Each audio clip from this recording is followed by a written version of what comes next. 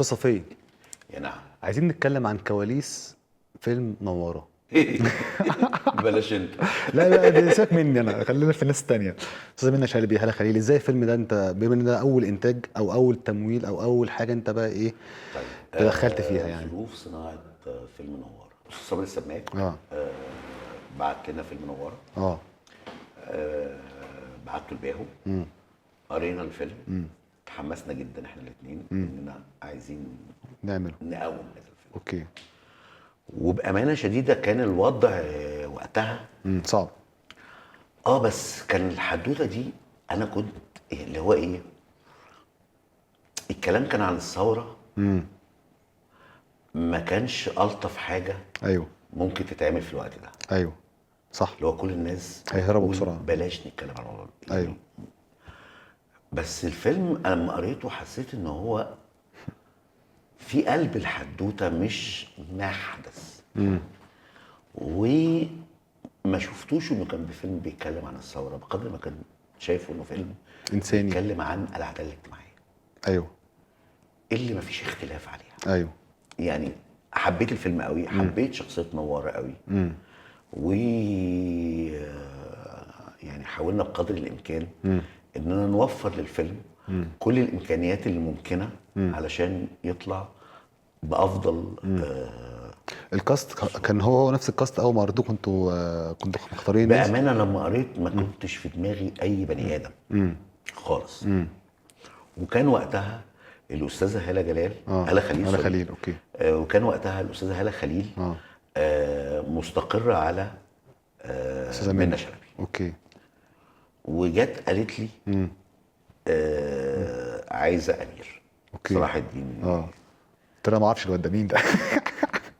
فانا على قد ما شويه تخوفت طبعا، على قد ما ابتسمت. ابتسامه اللي هو ايه، ده فكره حلوه. اللي هو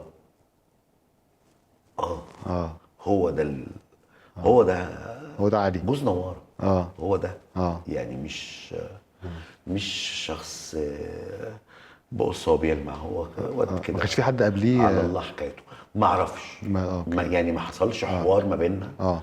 وبامانه شديده انا كنت مهتم لان انا كانت الروح بتاعت مساعد المخرج دي لسه هي اللي سايقاك ولا زالت. اي طبعا طبعا. روح مساعد المخرج انا هوفر لك اللي انت شايفاه مظبوط او اللي انت شايفه مظبوط. انا همشي وراك. هساعدك بقوه في انك تنفذ الصوره اللي انت شايفها. ايوه. هتناقش معاك في لو انا عندي تخوفات او بتاع، بس في الاخر انت رب العمل، انت المخرج، انت اللي هتقول هتعمل وما تعملش ايه. ايوه. طب فوتوكوبي. فوتوكوبي. كيف صنع فوتوكوبي؟ ماشي. ازاي برضو؟ انا كنت بشتغل في انا عملت مع مروان كل افلامه. حتى الفيل الازرق واحد. في الفيل الازرق واحد كان معايا مساعد مخرج سكريبت اسمه تامر عشري. ايوه عارف حبيبي تامر. انا شايف هذا الشخص عنده شغف ابن الذين، تركيبه مخرج. ايوه عنده حاجه. ايوه. ما ينفعش يبقى مساعد اول. أيوة. من شغلانه وشغلانه. ايوه. فجيت في لحظه كده ايه واحنا شغالين في الفيل الازرق قلت له انت محتاج ما تروحش على مساعد اول خالص.